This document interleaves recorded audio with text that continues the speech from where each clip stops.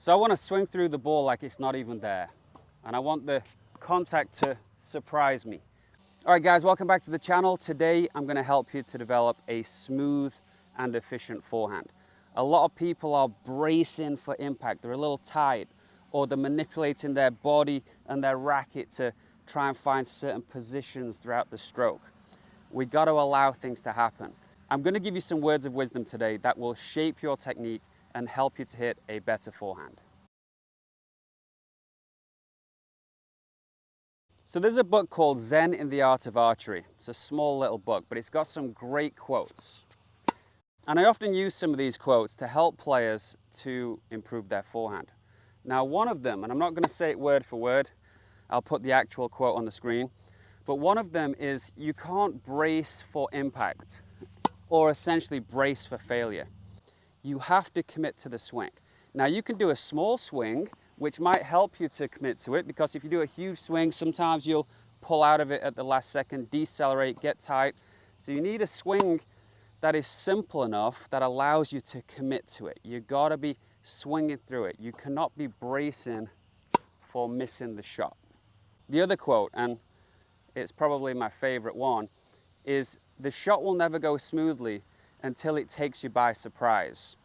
So again, we just want to be swinging through and just allowing it to happen, and it's almost like the contact point just gets in the way. And strategically this helps as well, because a lot of people think they can just, shape up to hit a winner and just go for it.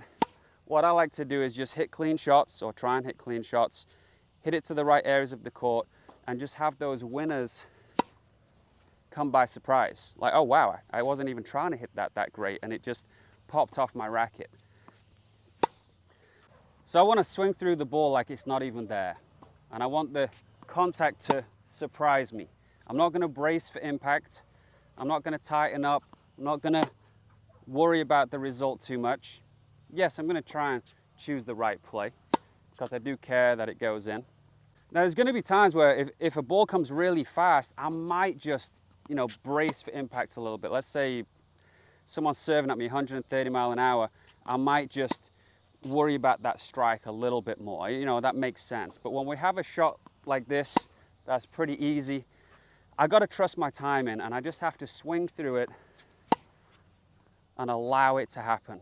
So it's very important to understand that the technical issues that most players have are because they are doing something that is preventing them from moving the racket effortlessly around their body. And I know if I say you have to just allow things to happen naturally, it might not seem that helpful for some players who have, bad habits.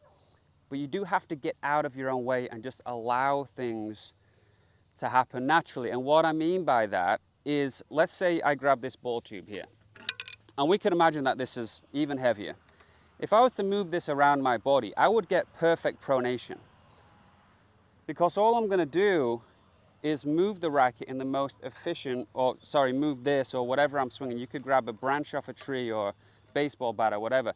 If I move this around my body and I make it feel as effortless as possible, everyone I've ever done this with has perfect pronation. I did the same thing with my serve. I grabbed an axe. Do not do this. I grabbed an axe, very heavy, and just swung it around my body. And the only way I could do it was to move it in a biomechanically sound way. I couldn't snap it here and do funky things. So think about that when you grab the actual racket. If I grab this racket here, all I want to do is just allow it to swing.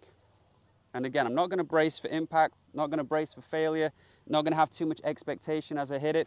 I'm just going to swing through it like the ball doesn't exist and allow the racket to swing around my body. And you'll be a lot closer to having that efficient and effortless swing you're looking for. And don't forget, if you want to work with me one-on-one, you can visit tpatennis.com and sign up for my video analysis. Don't forget to like, comment, and subscribe, and I'll talk to you soon.